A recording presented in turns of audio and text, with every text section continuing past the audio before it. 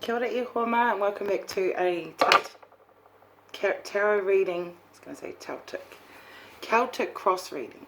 So I'm going to read the energy around us, above and below us, and going forward, the outcome to the energy that is around us at this time. Remember, you are the boss of your destiny, and you can go take what resonates, leave the rest. Okay, so we'll start with the, what's it called? The Psychic Tarot for the Heart. And we'll get some, there was the isolation card in reverse, so someone may be feeling a little bit left out in the cold, but are coming out of their energy. So this could mean a lot of things. And at the bottom of the deck we've got the Master 15, which is also the devil energy, temptation, addictions.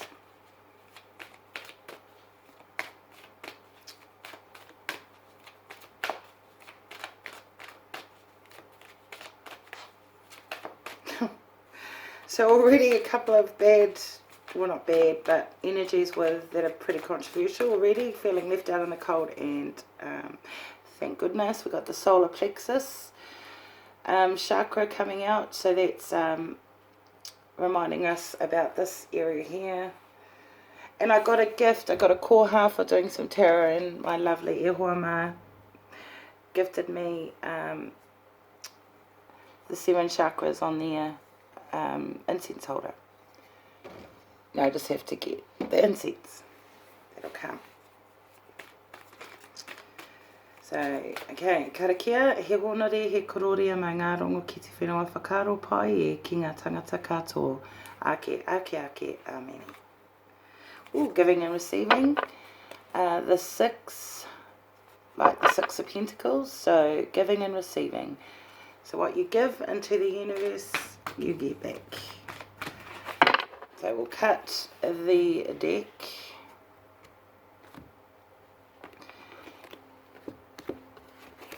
And we'll start with our central energy, our ihi, which is flow. Go with the flow.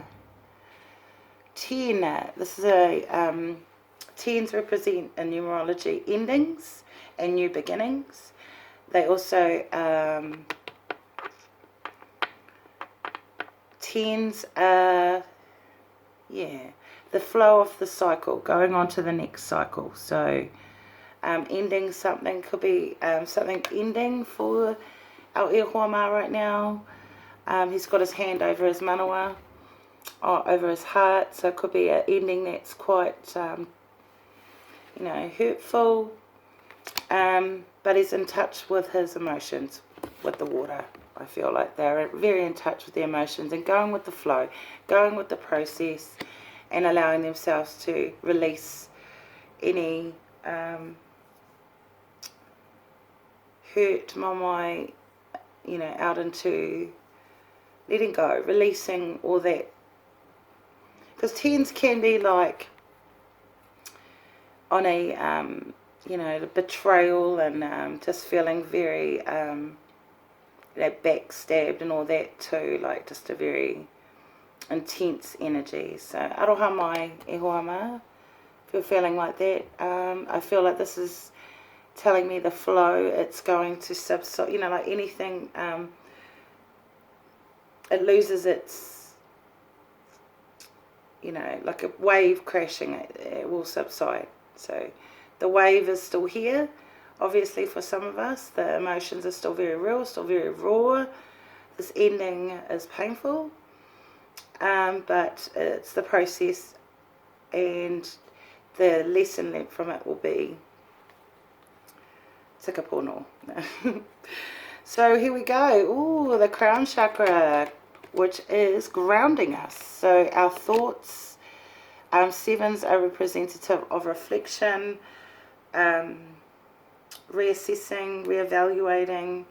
So with the crown chakra, we might be reevaluating our thoughts, our way we think, or it is message from Spirit saying we need to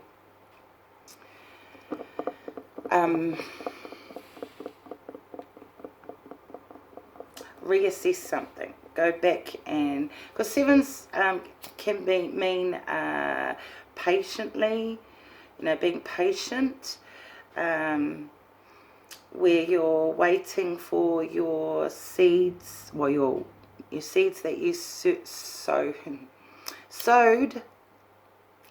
Yeah, I gotta love Mercury retrograde. It's talking caca. But yeah, so sevens, yes, planting those seeds and watching your harvest come to fruition, and just patiently waiting too. So it's a patient energy. I just felt like doing some sage, because very heavy, that 10, for someone in my ehoma going through, we all go through these cycles and experiences, heartbreak, loss, grief, can be very draining emotionally as well. But yeah, just feel protected, feel like there was a reason why, well, not even a reason, like God has other ideas or plans ahead for you. If it's a relationship breakup, this wasn't the one. There's someone better out there, or let's see how this reading goes. Anyway, the crown chakra grounding us. Challenging times in our past. Yes, whatever this 10 is, this ending. In the past, it was very challenging. There was a lot of defensive. I feel like there was a lot of defense. Keeping your defenses up. Not really unmasking your full wairoa to this situation, or this challenging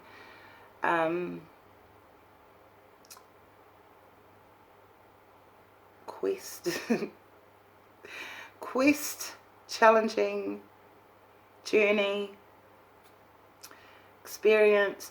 But in this card, in this deck, this man has this halo type energy around his crown chakra.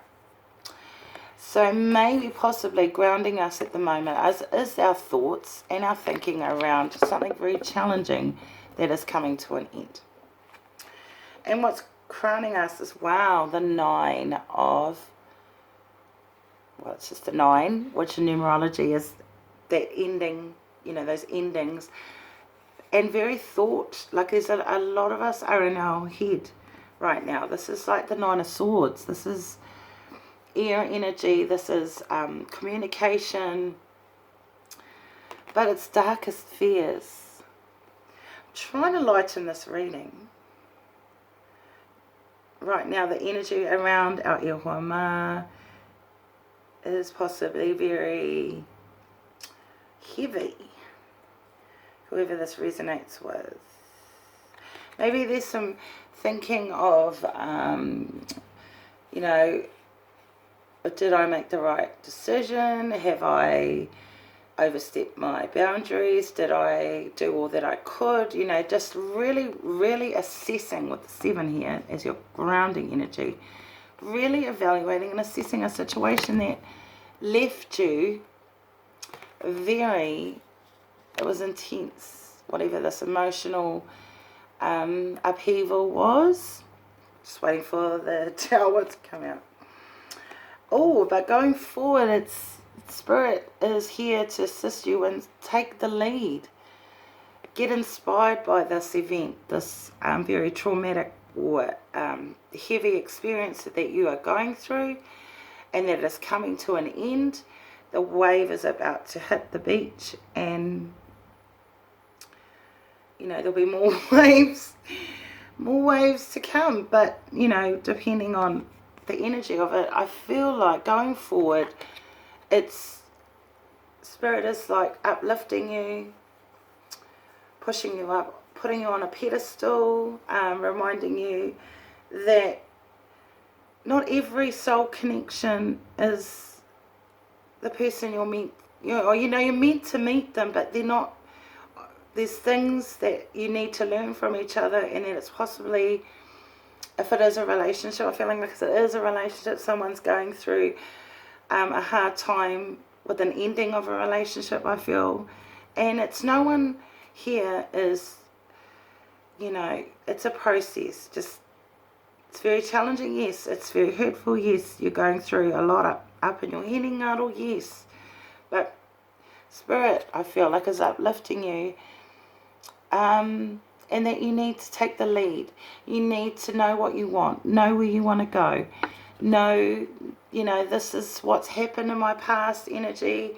I'm going to forgive and forget and allow, all good thoughts towards yourself especially. Think of your own wairua first before that other person's. You have to.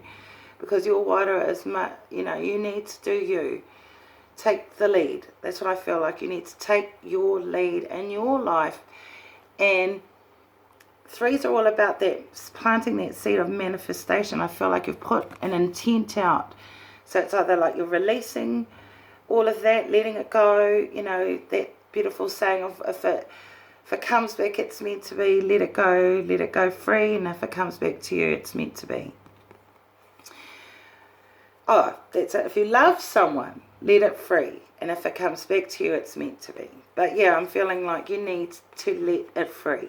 Let whatever this is, this hurt, this anguish, this backstabbing, this betrayal that you're feeling, these thoughts, negative thoughts too, with the darkest fears. They're thoughts that can be very harmful to your soul. Don't go there.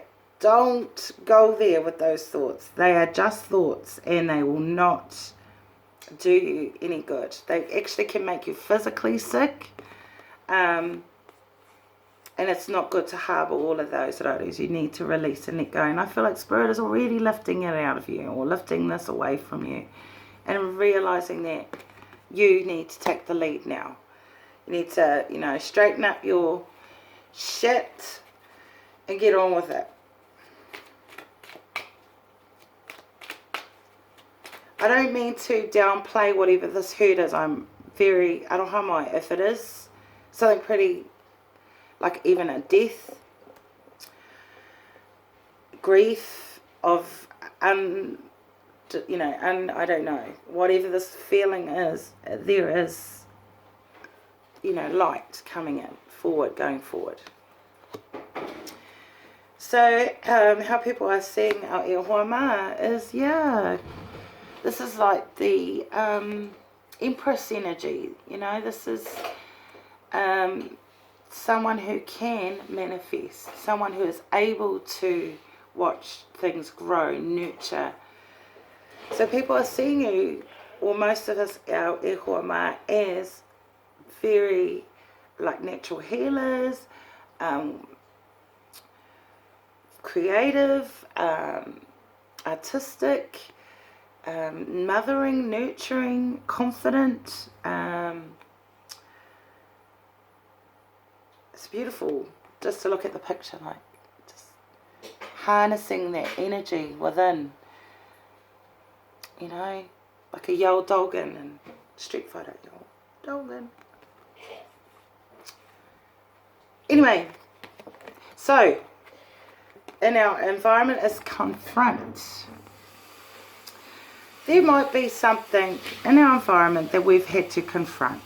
Confront our own selves, like what we are. Who we are can be very confronting, like someone telling you, well, actually, this is what I see, and you're kind of like, whoa, am I really? Am I that much of a bitch, or am I that much of a fucking dramatic, or do I not reciprocate enough, or am I not as generous as I thought I was, or just very confronting energy. And this is going around, this is that 7 energy too, of reevaluating and reassessing and redefining our own wakas. Is it going to float today? Is it going to sink today? So confronting our own darkest fears, even with the dark sort of energy coming out, like the shadowy sides of us, which we all have, mind you. And they come out when you least expect it as well.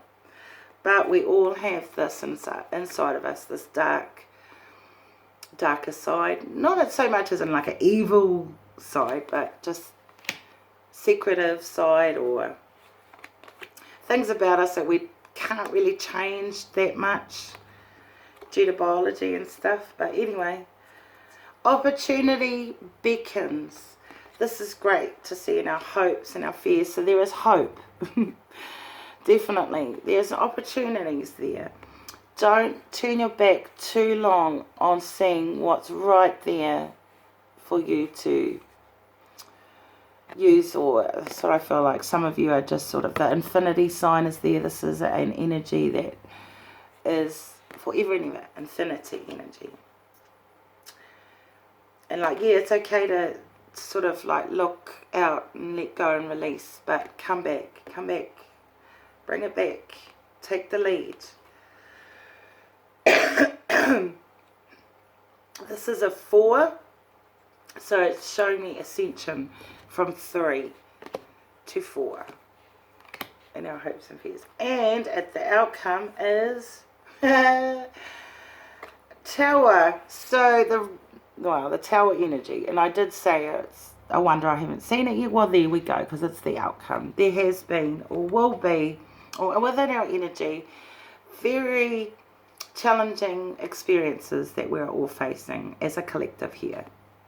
Even myself, most people I know are having these Tower moments.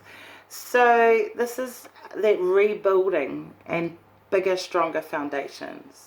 Transforming, breaking down things, knowledge, skills, ideologies that no longer serve our greater good, and rebuilding on something more stronger and more pertinent to the now, because things can change, they're always changing. So these Tower moments happen for a reason. Yes, they can be very momai, they can drain us, they can rake us over the coals. It can feel like we are empty shells of ourselves, and then we rebuild, or we are rebuilding, and we're taking the lead with this. We're seen as someone who can manifest, grow, inspire, motivate. Very, very earthy energy I'm feeling here. Very grounded, very practical. Seems like, on the outside that they might be coping very well, getting on with life and doing the do. But inside, there is like parts of us, harder, outer shell people that have some kind of, place where we go and do that confronting of ourselves. Really reflect and say, look, yes, I will take full responsibility for that. I will take that responsibility.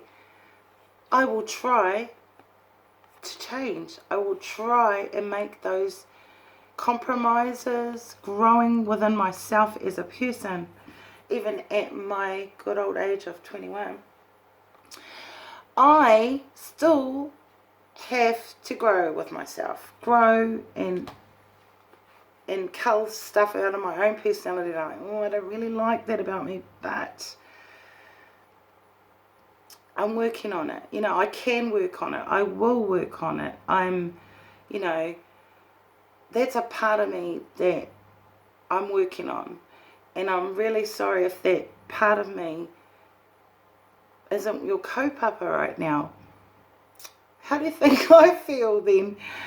Just that kind of, let's just work through and see it for what it is, and let's work through it. Let's rebuild ourselves, rebuild our mana, show ourselves before anyone else that we are capable of being, able to change our ways, our thoughts. Can be hard for some people, especially if you're very stubborn and, a traditional, ingrown traditional stuff. Can be very hard, but overall we are capable of changes within ourselves and with our personality, our physical, mental, emotional. So that's the outcome, that Tower moment. Beautiful, beautiful. Just feeling like this is a really cleansing type energy. And I need sage now, or Palo Santos, I think might be faster. That energy was pretty heavy. I'm very sorry for those Ehuama that are going through this dark night of the soul journey type stuff. Can be pretty confronting, yes. Can be pretty mama, yes. But you know what? Take the lead. I'm feeling like this card is just screaming out to me. Take the lead. Do what is necessary to rebuild your, your foundations, rebuild your mana, rebuild your integrity, rebuild your reputation, rebuild your outlook on love, life, children, marriage, whatever is on your, or in your darkest fears that are crowning you, because I feel like there's a lot of daru-darus going on right now. Just in general. People are going to that dark place and confronting themselves because they have to. It's a time you have to. You don't know what to fix unless you know what's wrong. You know what I mean? And with this energy of people seeing us, there could be some of us out there that are, just got to get on with it. Truck along. Take the lead. And that's what most of us are doing, which is great. I'm glad. I'm glad most of you are just getting on with it and, go with the flow. Ride the process, ride the wave. Yes, make these reflections. Yes, reassess the situation. Yes, confront your inner self. But take the lead and regrow, rebuild. Because there's been some challenging times that have gone by. I mean, it doesn't have to be just love, money, and career. Families, jobs, all of that. There's since this pandemic, there's been a lot of people doing a lot of things they shouldn't be doing too. It's just very uncertain energy. People are uncertain. And when you're uncertain, you freak out, start to freak out, and that's when you go into that dark, dark night of the soul journey. So what I'm going to do is I'm going to do another Celtic cross reading, but this time with the good tarot, and allow that universe to give us some messages going forward. So this is kind of like an extension on that. So this is what's happening now, and this deck is going to tell us what we can look forward to with the energies going forward, and in the time frame of what time is linear or not linear. So it might even go back. Wow, the High Priestess wanted to flip out there. So some of us are being very intuitive right now, feeling very well, the High Priestess energy is 2 in tarot. She is, or it's feminine energy, but it can go with either or. Masculines have the High Priestess energy as well. She's intuitive. She realizes her spirituality. She's in touch with this, she has an open mind with, wow, open, just so open. She can have secrets. She has secrets. Her knowledge does not go to just anyone. She's very in tune with energies. She can pick up vibes. She's very in tune with what the energy is around us. So this is good. This is really good to see coming out as our future energy. So becoming more in touch with our own rhythms and cycles, I feel like saying. Wow, and the King of Fire. He didn't want to go back in the deck. So this is some energy around us of, the King of Wands in traditional tarot, but this is the King of Fire in this deck. he looks like this wise Shaolin master.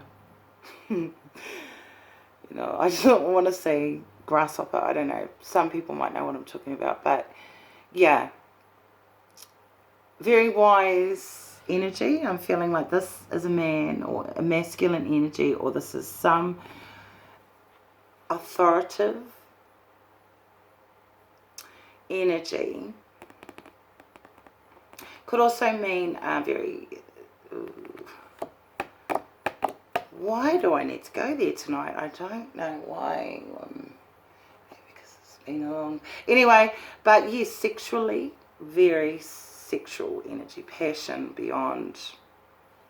It's very intense. It is a full moon energy right now, so everyone's probably, you know, ready to howl at that moon, play up, you know.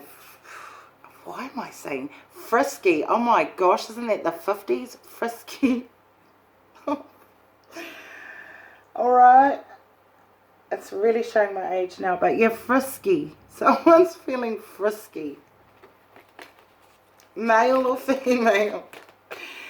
They're ready to go. So, better energy coming forward. I mean, this is fire. This is getting on with it. Getting on with the kaupapa, you know. Because the King of Wands knows where he wants to go and knows what he does take the lead. I mean, far out. How more leadership qualities can you get? Okay, I might just leave it there, Ilhoma. Have a great evening. Aroha nui.